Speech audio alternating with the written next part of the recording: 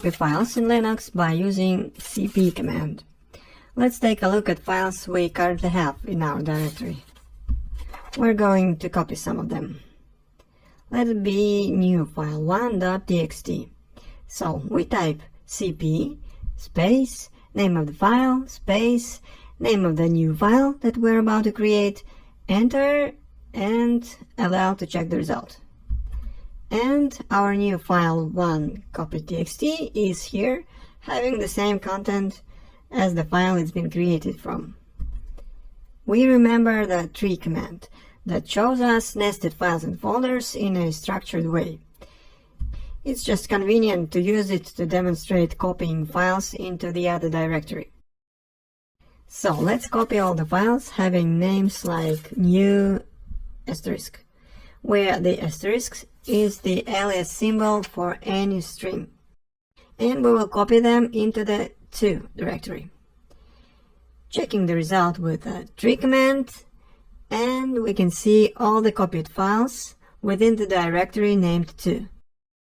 We also might take a look at the to directory content and make sure all the files are there.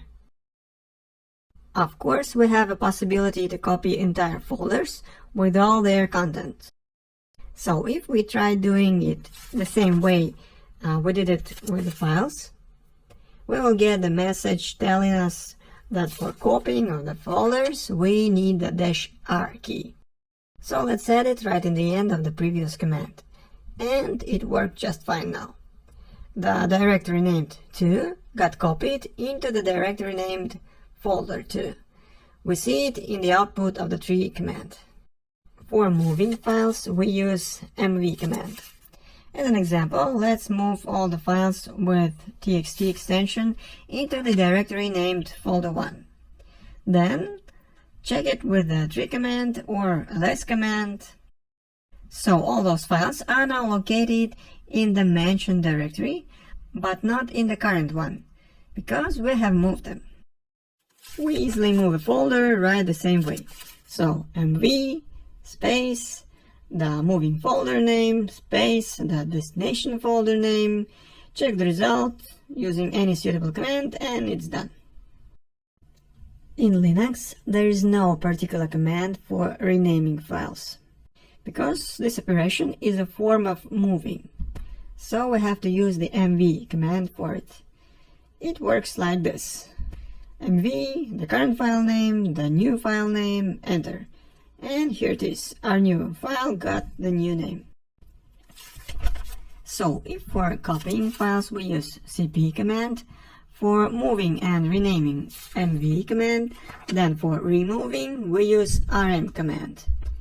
To delete a file we simply type rm, target file name, and that's it.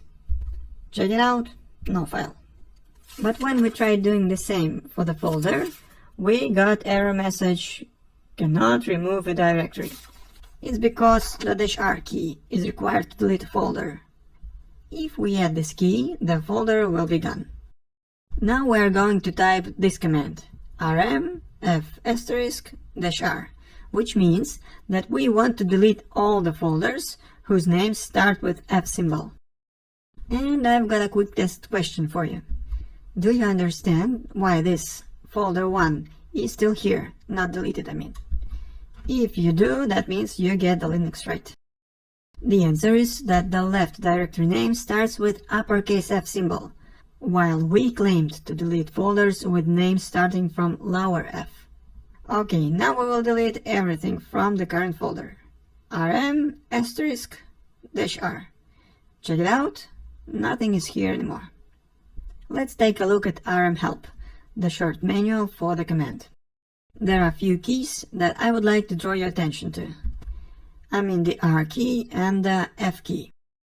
R means recursive deletion of directory and all its content. F means forced deletion, like no questions asked. So let's discuss rm command in this look: rm -r f and /. First, guess what this short line is gonna do. rm is for moving. -r key stands for recursive, nested files and folders. -f key means forcing, and slash is the directory where we're going to start from our deletion. So this command would try to delete everything possible. I put the hash symbol in front of it so that it doesn't run but stays in history. By that example, I wanted to emphasize the idea that in Linux, there are many ways to shoot yourself in the foot.